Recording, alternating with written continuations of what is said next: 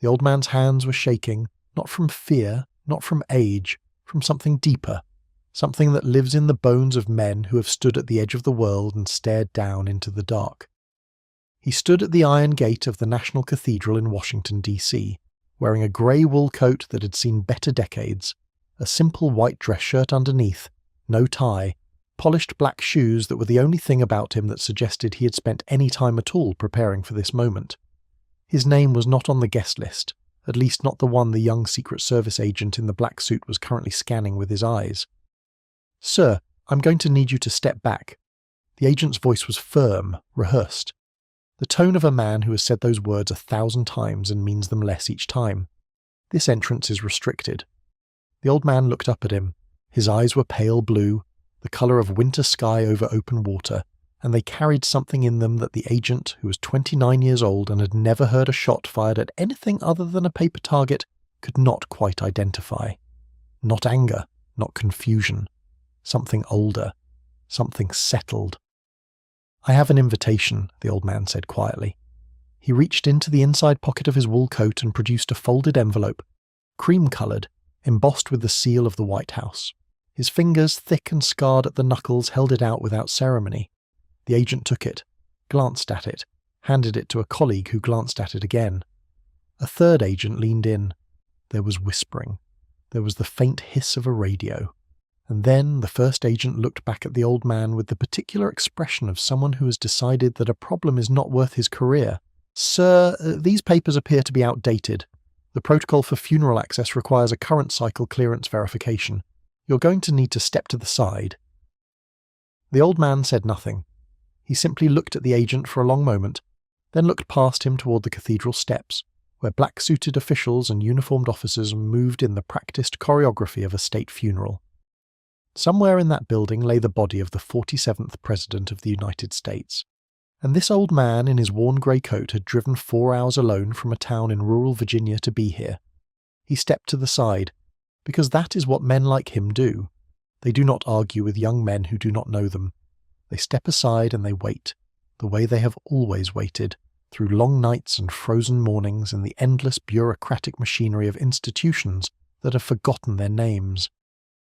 If you believe every soldier deserves to be seen, comment the word "seen" right now, because what happens next is something this country should never forget.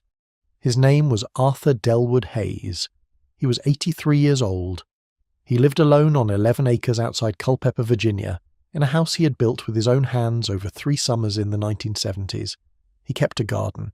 He drove a 1994 Ford pickup truck that needed a new alternator and had needed one for the past 2 years.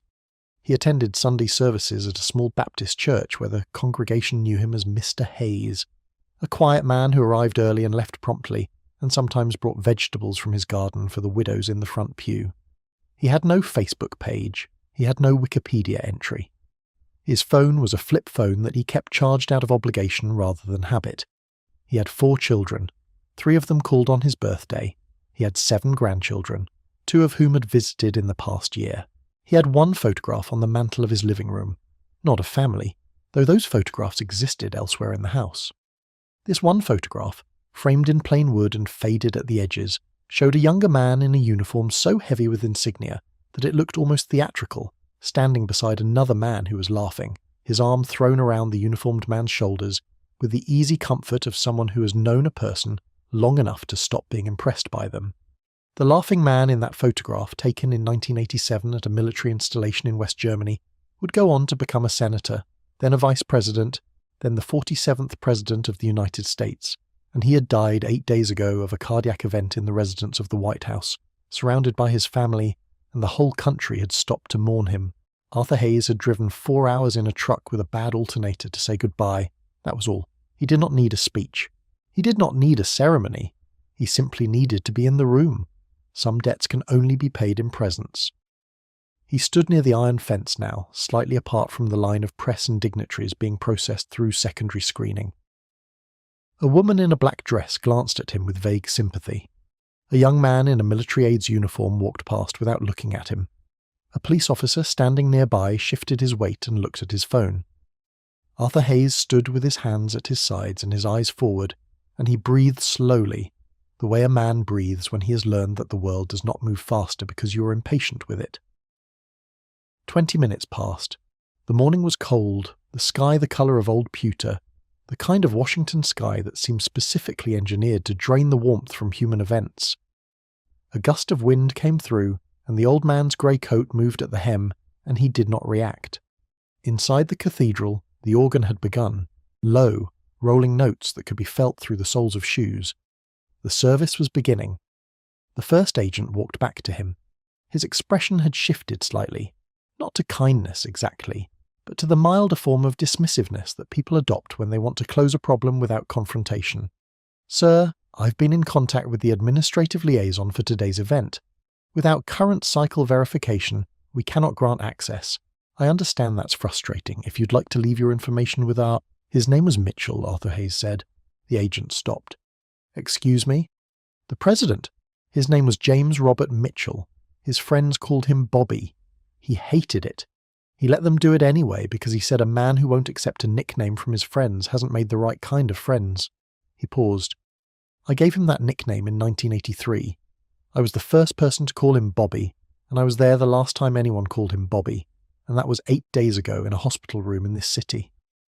He looked at the agent without heat, without drama. "I drove 4 hours to be in that building. I'd like to go in now." The agent stared at him. He opened his mouth. He closed it. He said, "Sir, I understand, but the protocol—" "Thomas!" The voice came from behind the crowd, sharp and carrying in the cold air the way a command voice always carries, trained to cut through noise and chaos and the general din of human emergency. It was the kind of voice that does not raise itself to be heard. It simply is heard, the way a bell is heard, whether you are listening or not. The agent turned. The crowd nearest the secondary gate parted, not because anyone was pushed aside, but because people instinctively move away from a certain kind of forward motion, the motion of someone who does not consider the possibility of being stopped. The man moving through the crowd was in full dress uniform. Army, 4 stars on his shoulders, a chest so laden with decoration that it looked almost architectural. He was in his late 50s, silver-haired, broad-shouldered, with the permanent forward lean of a man who has spent 40 years moving toward problems. His name was General Raymond Colton, Chief of Staff of the United States Army, and he was moving through the crowd outside the National Cathedral at something very close to a run, and his face, which was the face of a man accustomed to absolute composure in all circumstances, was doing something that none of the aides or agents or officials nearby had ever seen it do. It was breaking open. He pushed through the last cluster of press people and crossed the 10 yards of open pavement between the crowd and the old man in the grey coat, and he stopped. He stopped the way a man stops when he has been carrying something heavy for a very long time, and finally arrives at the place where he can set it down. He stood in front of Arthur Hayes for one moment, one full, silent, suspended moment, in which the organ music from inside the cathedral swelled, and the wind moved through the iron fence, and everyone within 30 yards stopped what they were doing and simply watched. And then General Raymond Colton, Chief of Staff of the United States Army, 4-star General, recipient of the Distinguished Service Medal, the Defense Superior Service Medal, the Legion of Merit, and 11 other decorations too numerous to list, went to one knee, not a bow, not a nod, a knee, on the cold pavement, in front of the old man in the grey coat. His head went down for a single moment. Then he raised it and looked up at Arthur Hayes, and his voice, when he spoke, was not the command voice. It was something else entirely. "Sir," he said, "I'm sorry it took me this long to find you." The agent named Thomas had stopped breathing. He was not alone. Arthur Hayes looked down at Raymond Colton, and something in his pale blue eyes shifted, the way ice shifts in spring, not breaking exactly, but acknowledging that the season has changed. "Get up, Ray," he said quietly. "You're going to get your uniform dirty." Colton stood. He was a tall man, and he stood at full height, and he turned to the agent with an expression that required no volume to communicate its precise and total authority. "This man will be admitted to this funeral immediately. He will be seated in the front row. Any agent or official who has a concern about that can bring it directly to me." He said it the way you say things that are not open for discussion, not because you are angry, but because the matter is simply closed. He reached into his jacket and produced a laminated credential and handed it to the agent without looking at him. "Do you need anything else from me right now?" The agent looked at the credential. He looked at Arthur Hayes. He looked at General Colton. He said, "No, sir," in the voice of a man who is reassessing a number of things about his morning. Colton turned back to the old man. He straightened the lapel of the grey coat with both hands, a gesture so intimate that several bystanders looked away, as if they had accidentally witnessed something private. "Your car," he said, "out on Massachusetts. Meters running. I'll have someone move it to a secure lot." He offered his arm. Arthur Hayes looked at it for a moment, then took it, and they walked through the gate together, through the line of agents who now stood at absolute attention on both sides of the path, not because they had been told to, but because something in the moment demanded it. The woman in the black dress had her hand over her mouth. The young military aide had put his phone away. The police officer had taken off his hat. Inside the cathedral it was warm and the organ music was very large, filling the stone space from floor to ceiling, and the smell was candle wax and flowers and the particular solemnity of old stone buildings that have absorbed centuries of human ceremony. The casket was at the front, draped in the American flag, and the pews were filled with senators and justices and foreign dignitaries and generals and secretaries and the entire apparatus of official grief. And Raymond Colton walked Arthur Hayes to the front row, and the people in the aisle seat, a senior aide to the First Lady, saw Colton's face and stood immediately without a word. And Arthur Hayes sat down in the front row of the National Cathedral, 4 feet from the casket of his friend, and folded his hands in his lap. He did not cry. Not then. He sat very straight and very still, the way old soldiers sit, and he looked at the flag-draped casket and he breathed slowly. Colton sat beside him and leaned close and said very quietly, "He told me about you. Every year on the 15th of April. He told me every year." Hayes did not look at him. He kept his eyes forward, but his jaw moved very slightly and he said, "What did he tell you?" "He told me that in the spring of 1983, in a training exercise in the Mojave Desert, a young second lieutenant made a navigation error that took his platoon 3 miles off course into an area flagged for live-fire artillery training. He said the artillery officer commanding that training exercise identified the error in time to halt the range, came out personally with a vehicle, and drove through active coordination protocols to get that lieutenant's platoon out before the range went hot." Colton paused. He said the officer never put it in a report, never mentioned it, just made it happen and went back to work. Hayes said nothing. He said that lieutenant was him, and he said that officer's name was Captain Arthur Delwood Hayes. Colton looked straight ahead now, the same as Hayes. He said he was about to be a dead second lieutenant in the Mojave Desert, and then he wasn't, because of you. He said he thought about that every year on the 15th of April because that's when it happened. He said he never properly thanked you. The organ had stopped. The priest at the front had begun to speak. His words moved through the stone space with the weight of official sorrow, and in the front pew an old man in a grey coat sat beside a general in dress uniform, and they both looked forward at the flag-draped casket of a man they had known, and around them the most powerful room in American public life was perfectly, completely still.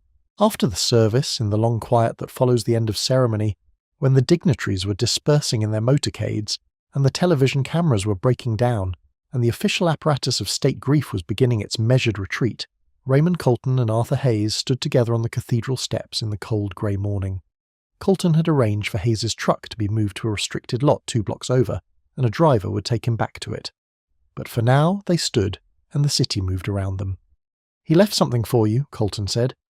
He reached into his jacket again and produced a small envelope, cream-coloured, unsealed, with the name Arthur written on the outside in the particular left-slanted handwriting of a man who had been observed on thousands of televised occasions signing legislation into law.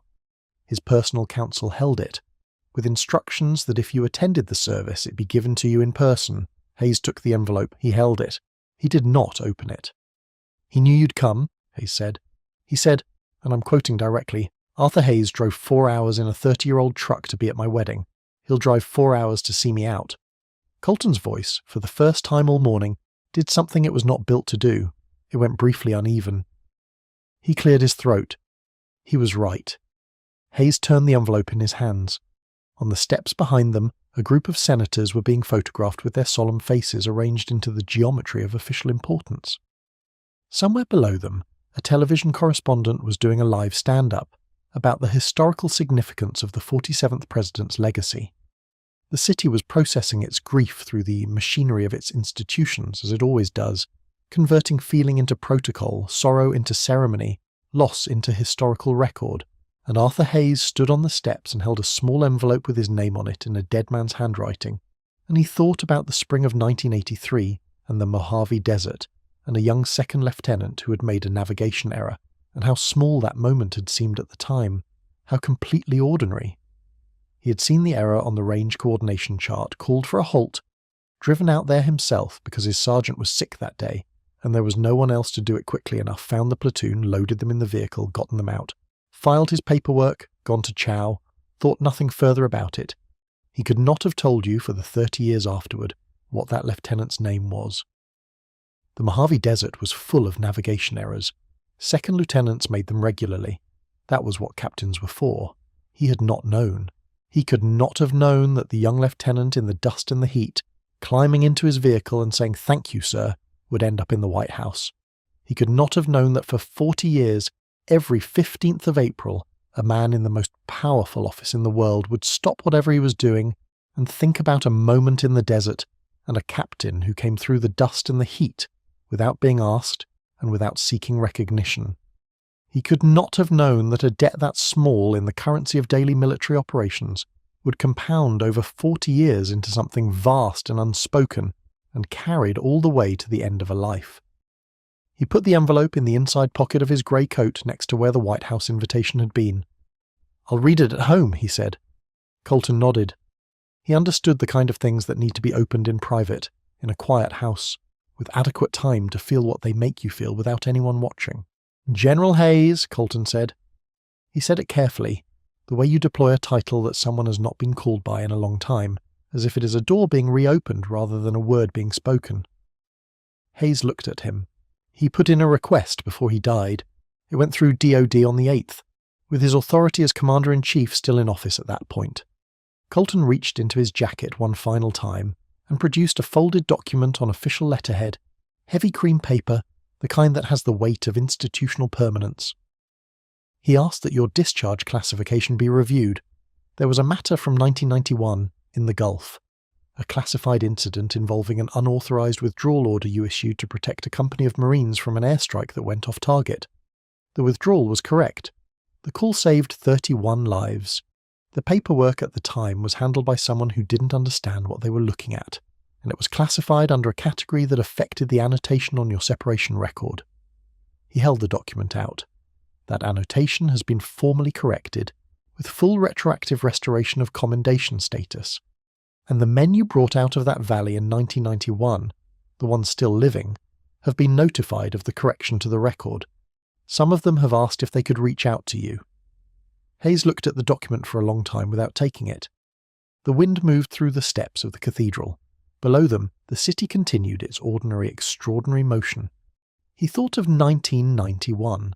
He thought of a valley in Kuwait, and a radio that kept dropping signal and a set of orders that made no tactical sense given what he could see from the ground, and 31 men who were alive today because he had made a decision in about 15 seconds, and then lived with the administrative consequences of that decision for 30 years. He took the document. "Tell them yes," he said.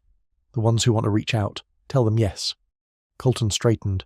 He came to full attention, not the posture of a briefing, but the posture of a salute, the formal military salute that is given to superior officers, and he held it. Hayes looked at him.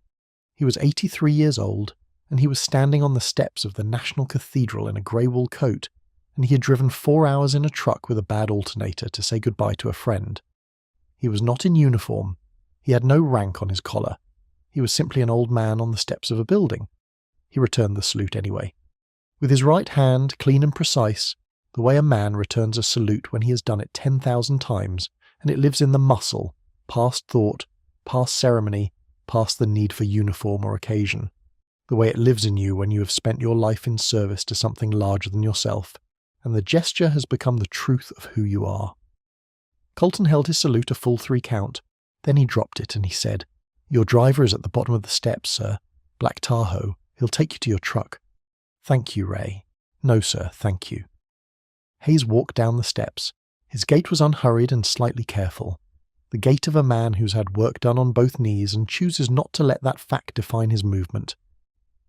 He reached the bottom step and the driver of the black Tahoe, a young corporal in dress uniform, opened the rear door and stood at attention beside it. Hayes looked at him for a moment.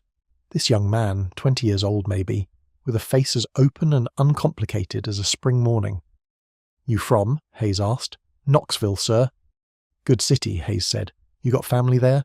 "Yes, sir, Mom and 2 sisters." "Call them tonight," Hayes said. "Tell them you're all right." "Yes, sir," the young man said, and the way he said it suggested he understood that this was not a pleasantry, that this was advice from a man who has learned the cost of not making those calls.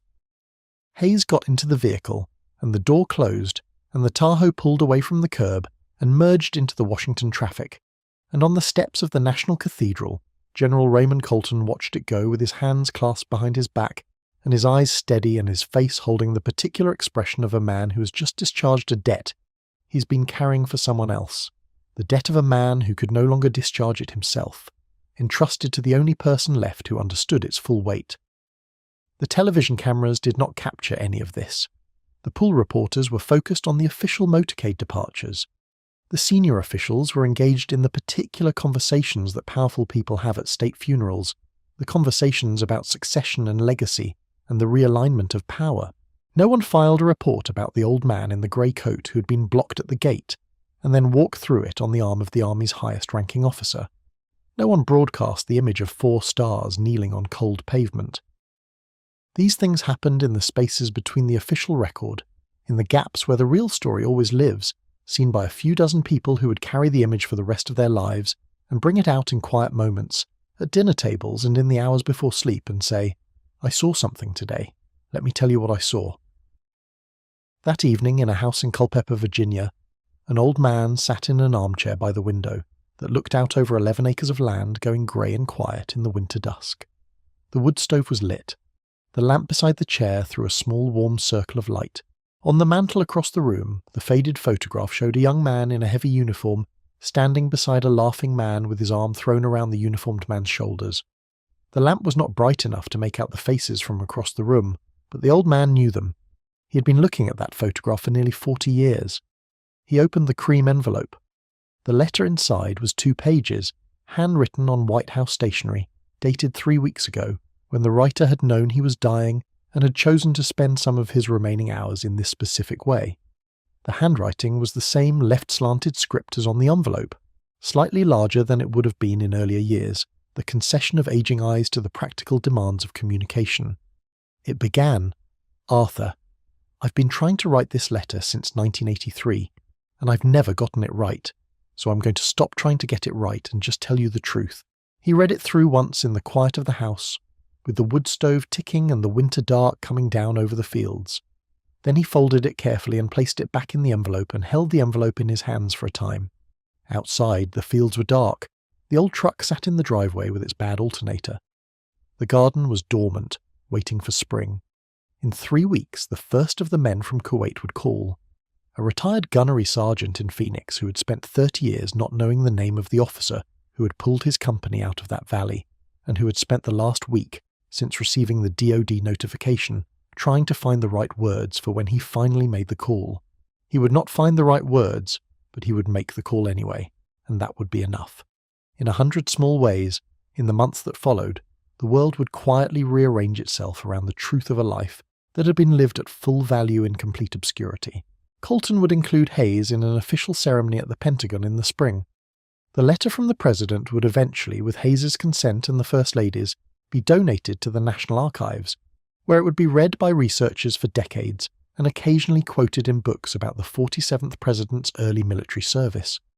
The young Secret Service agent named Thomas would tell the story of that morning to his wife that night, and to his children eventually, and he would not forget it, and in some indefinable way it would change how he looked at old men in worn grey coats. But Arthur Hayes did not know any of that yet. He only knew that he had driven 4 hours in a truck with a bad alternator to say goodbye to his friend, and that the world had tried to stop him at the gate, as the world so often tries to stop men like him, men who have given everything in silence and ask nothing in return, men whose valour lives in the record of their actions rather than in the visible markers of their rank. and the world had failed. Because the world always fails at that, eventually. Because the truth, like a river, finds the path through. He sat in his chair by the window and he held the letter, and he breathed slowly and steadily, and in the warm circle of lamplight in the quiet house, the old soldier rested. There are men in this country who built what we have and asked for nothing in return. Men who saved lives in valleys no one remembers, who drove through the Mojave heat because someone needed them, who made the right call in 15 seconds and then lived with the paperwork for 30 years. Men who show up to say goodbye to their friends, even when the world blocks the gate, even when no one is watching, even when the weight of age and obscurity and the slow erasure of institutional memory makes the journey harder than it should be. They are still here. They are still showing up. The least we can do is see them when they arrive. If this story moved you, if you believe that the men and women who serve this country deserve to be seen, acknowledged, and never forgotten, subscribe to this channel, because every week we tell the stories that the official record misses, the stories that happen in the spaces between ceremony and history, the stories of ordinary people who did extraordinary things and were never properly thanked. Subscribe and share this with someone who needs to hear it. And in the comments, leave the name of a veteran in your life, your grandfather, your father, your neighbour, the quiet man at church who never talks about where he's been. Leave their name, let them be seen, because that is where it begins, with being seen.